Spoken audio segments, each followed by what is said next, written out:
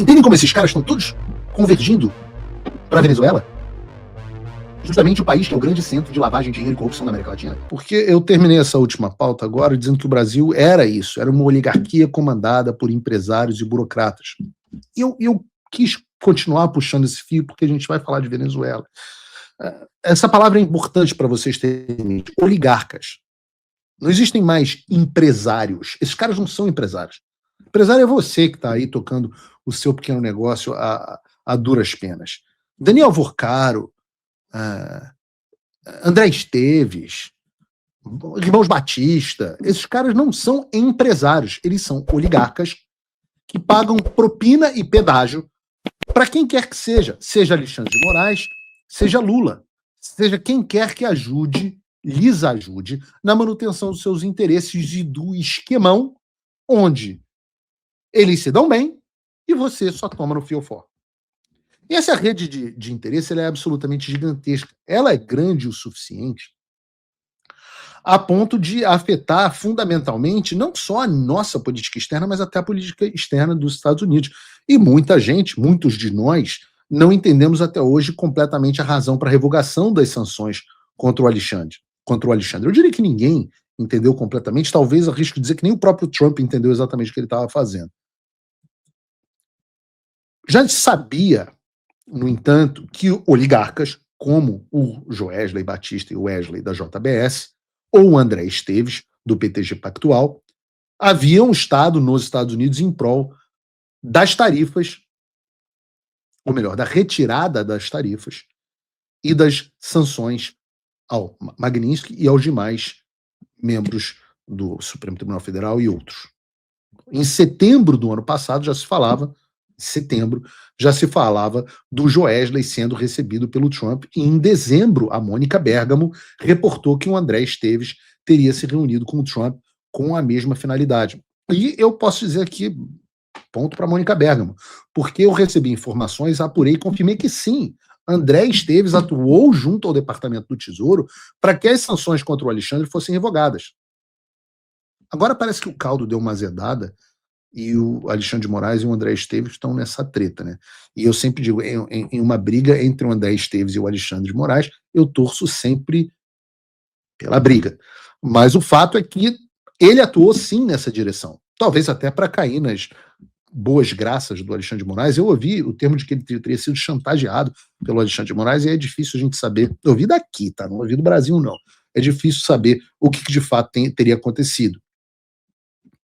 O que tem que ser entendido é que a política externa americana em relação ao Brasil é, nesse momento, para a gente conectar algumas peças, subordinada, conectada e subordinada até à política dos Estados Unidos para a Venezuela, que é a prioridade dos Estados Unidos. E você pode discordar dessa visão dos americanos em priorizarem a Venezuela e não o Brasil. Você pode concordar, vai de cada um, mas esse é o fato. Venezuela é a prioridade para o Trump, Brasil não. E parte disso é em razão da Venezuela ter se tornado um centro que reúne interesses de várias oligarquias da América do Sul e também de fora do nosso continente. Não é uma subordinação apenas pela tragédia humanitária que está acontecendo lá. Focando nas ligações com o Brasil, por exemplo, nós temos dois fatos que eu considero para lá de interessantes. O primeiro é que o Joesley Batista, esse mesmo que fez lobby pelo fim das tarifas e das sanções, esse mesmo que quando o espaço aéreo da Venezuela já estava virtualmente fechado, ele foi até lá pouco tempo depois de se reunir justamente com Maduro, a gente descobre que esse possui investimentos em exploração de petróleo na Venezuela. É isso mesmo, a JF, que é de propriedade do Joesley e do Wesley Batista, é dona de poços de petróleo na Venezuela desde 2024. Agora, a gente tem que dizer, sabe muito pouco sobre as operações deles por lá. E vocês sabem por que a gente não sabe nada sobre isso? Porque o governo Lula, o mesmo que foi beneficiário do lobby do Wesley Batista nos Estados Unidos, impôs um sigilo de 5 anos Olha a Malu Gaspar aí de novo noticiando.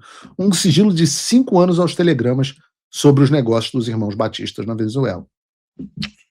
Estão vendo como as peças vão se encaixando? Mas não para por aí. Porque, como eu sempre gosto de dizer, o Brasil é o país das coincidências. Não somente os irmãos batistas possuem postos de exploração de petróleo na Venezuela, mas também quem é dono de poços na Venezuela é. Você vai deixar o Lauro Jardim dizer. Daniel Vorcaro, dono do Banco Master. Segundo o Globo, Daniel Vorcaro se tornou sócio de poços de exploração de petróleo na Venezuela há 2 anos. Exatamente o mesmo período em que o Joesley Batista começou a investir nesse negócio. E já foram investidos mais de 150 milhões de dólares nesse empreendimento. O mesmo Daniel Vorcaro, cujos ativos André Esteves estava de olho. E esse parece ser o grande esquema. Joesley e a JBS foram beneficiados pelo governo Lula com o sigilo sobre o negócio dele na Venezuela.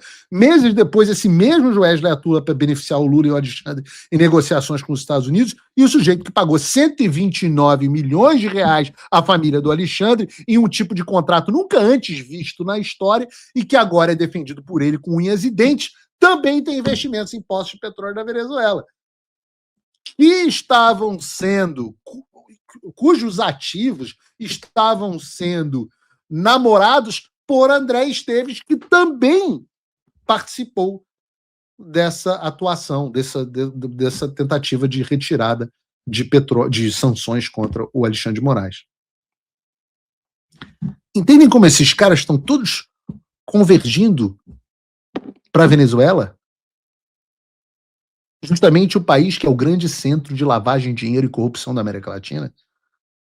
E aqui eu citei os casos só que envolvem o Brasil, mas você imagina o que não tem de empresário político colombiano, argentino, boliviano, chileno, russo, chinês, que vai se beneficiar com esse novo esquema das coisas. E esse é o esquema da oligarquia que liga todos esses caras. Esse parece ser, dentre outras coisas, uma das razões para a priorização da Venezuela e não do Brasil nesse momento. Esse é o jogo. Muito mais complexo do que muita gente que dá palpite na internet opina. E é contra isso que a gente aqui, sem recursos, tem que brigar. Então, se a gente toma um revés forte numa briga dessas, ora, isso é o normal. Isso é mais ou menos como se eu conseguisse estar numa briga com o Anderson Silva e eu tivesse acertado um soco e botado o Anderson Silva em knockdown. E aí o Anderson Silva se levanta, me dá uma bicuda no queixo e eu caio também.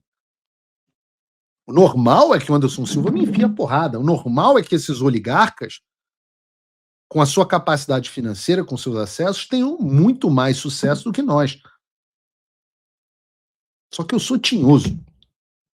A gente é tinhoso, a gente não desiste, a gente cai e levanta. Porque, como diz o Rock Balboa, não é o quão forte você bate, é o quão forte você consegue, é o quanto que você consegue apanhar e continuar indo em frente.